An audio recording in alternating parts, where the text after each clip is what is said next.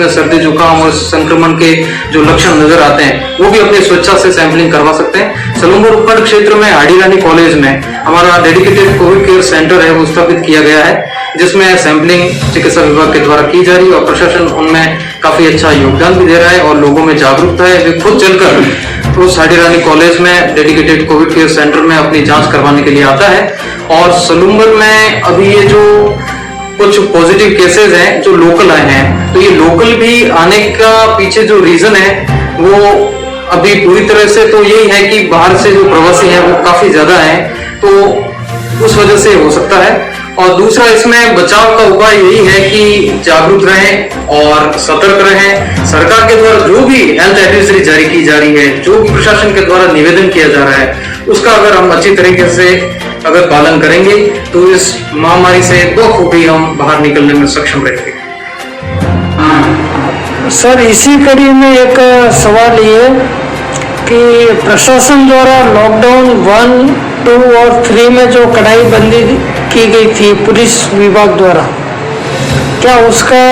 खौफ और उसका भय आमजनों में समाप्त हो गया है सर?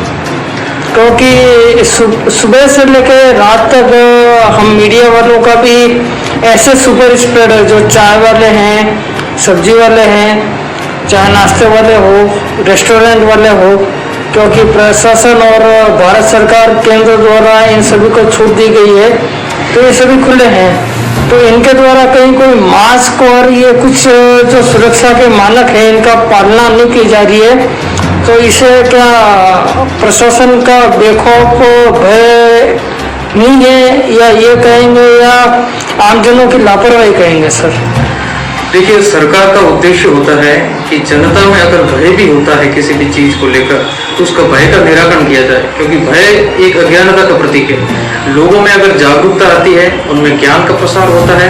जो कि सरकार के द्वारा उनमें जागरूकता और ज्ञान के प्रसार के लिए काफी कुछ प्रयास किए गए हैं, तो उसके द्वारा भय का वातावरण, सरकार की यही मंशा है कि वो खत्म हो, लोग जागरूक बने।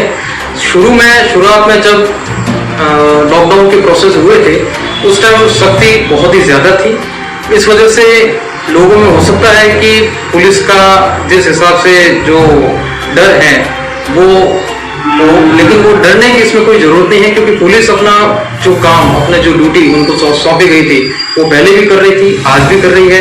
हाँ, अब ये है कि इसमें जनता को जो सहूलियत दी गई है, जो प्रोसेस दिया गया है कि आपको सुबह मॉर्निंग में 5 बजे से लगाकर रात को 10 बजे तक अपना व्यवसाय, अपनी जो गतिविधियां हैं और अपना जीवन यापन अपना करने के लिए बहुत ही अनुमति आवश्यकताओं वाली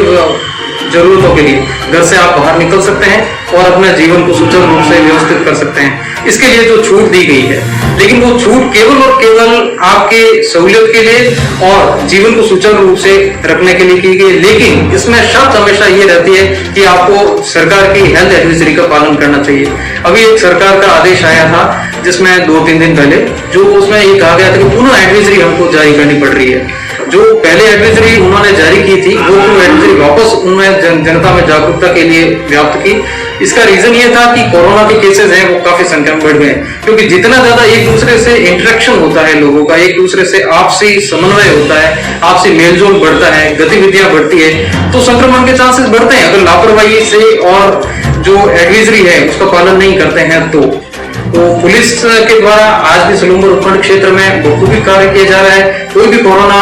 पॉजिटिव केस अगर आता है तो सलूमपुर उपखंड प्रशासन, पुलिस प्रशासन, चिकित्सा प्रशासन तीनों के द्वारा समन्वित रूप से कार्य किया जाता है। धारा 144 लगाई जाती है ताकि लोगों में उसके कंटेनमेंट जोन में लोगों में संक्रमण फैलने के जो चांसेस है उसको कम किया जा सके। उसमें उस कंटेनमेंट जोन में किराना, सब्जी, दूध उनकी जो व्यवस्था है उसके लिए भी लोगों को हम अपॉइंट करते हैं, जो उस पर्टिकुलर क्षेत्र में धारा 144 जब तक लागू रहती है तब तक वो अपना लोगों में सब्जी, किराना, दूध का व्यापार कर सके और लोगों का जीवन है वो सुचारू रूप से चला सके। हम देख रहे हैं कि प्रवासियों जो लौटे हैं उनके माध्यम से ही कोरोना कोविड-19 के केस पाए जा रहे हैं, तो जो गांव में जो आम जनता है, नागरिक है, आमजन है, उनके लिए कोई विशेष संदेश, कैसी सावधानी बरते? आपके सामने तीसरे घर में एक प्रवासी है आपके आसपास में प्रवासी है, क्या पता 14 दिन उसको क्वारंटाइन किया है, आपको भी खतरा है, तो ऐसा बच्चे भी है, बूढ़े भी है, बुजुर्ग है, तो सभी मास्क तो पहन ही रहे, लेकिन विशेष कोई संदेश आप दे रहा सर? सलूमबर्ग क्षेत्र की जनता और आम जनता के लिए मेरा यही संदेश है, चाहे वो शहरी हो चाहे ग्रामीण हो, इसमें यही है कि आपको जागरूक रहना है। सबसे मेन इम्पॉर्टेंट चीज़ है जागरूक है, जिसमें सबसे पहले आपको जब भी आप घर से बाहर निकलें अपना सामान लेने के लिए या व्यवसाय करने के लिए या दूसरी जो भी अनुमत गतिविधियां हैं उनके लिए, जैसे ही आप घर से बाहर निकलते हैं मास्क का उपयोग कीजिए और अपने साथ में सैनिटाइजर की एक बोतल रखिए, छोटी सी बोतल है जो आपके पॉकेट में भी आ सकती है। और जब भी किसी भी चीज के संपर्क में अगर आप आते हैं जहां पर सार्वजनिक स्थान हो तो वहां पर आप अपने हाथों को बार बार सैनिटाइज करते रहिए। अगर आप व्यवसाय कर रहे हैं, अगर आपकी शॉप है तो वहां पर आप साबुन से अपने हाथों को धोएं बार बार। इस हिसाब से आप इससे संक्रमण को कम कर सकते हैं। हाँ, मास्क जब आप पहने तो बार बार मास्क पर हाथ नहीं लगाएं और मास्क का उपयोग जिस हिसाब से होना चाहिए उस हिसाब से कहिए। और अपने कानों में लटका कर या गले में लटका कर या जब पुलिस प्रशासन के द्वारा जब देखा जाता है तब चालान के डर से अगर आप मास्क पहनते हैं तो ये इस हिसाब से आपकी जागरूकता में बहुत कमी आएगी और वो संक्रमण फैलाने के जो चांसेस हैं उसमें आपका जो योगदान है और ज्यादा बढ़ जाएगा। तो इस तरह का योगदान हमको नहीं चाहिए। केवल और केवल जागरूक होकर और अपने परिवार के बारे में सोचकर आप ये कीजिए। अब ये जो जीवन शैली है इसका एक पार्ट ये मास्क को बनाना है, सैनिटाइजर इसका यूज करते हुए और साफ सफाई का इसको बनाना पड़ेगा। आपके पड़ोस में अगर कोई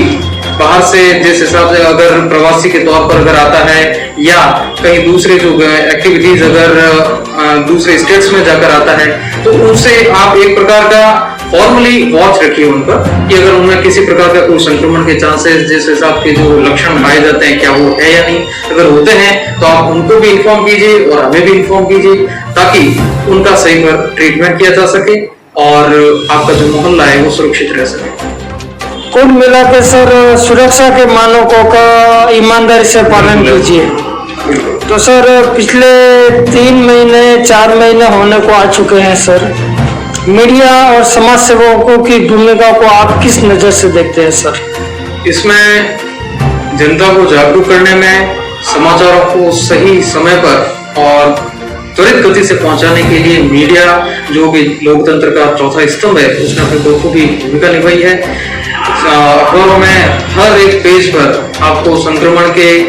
कुछ केसेस हैं उसके बारे में बताया जाता है, लोगों की कुछ जो लापरवाहियां रहती है उसके बारे में बताया जाता है और आगे उनको जागरूक होकर क्या क्या चीज करनी चाहिए उसके बारे में सरकार के द्वारा जो विज्ञापन आते हैं, लोगों के जो जन समाज और जो जन सेवा का कार्य किया जा रहा है उसके बारे में अवगत कराया जाता है। तो ये समाज सेवियों का बहुत ही बड़ा अच्छा योगदान है और इन सभी प्रशासन का और समाज सेवियों का और हर तरह की गतिविधियों को बताने के लिए जो मीडिया ने जो अपना काम बखूबी इस कोरोना लॉकडाउन के अंदर और अनलॉक के पीरियड्स के अंदर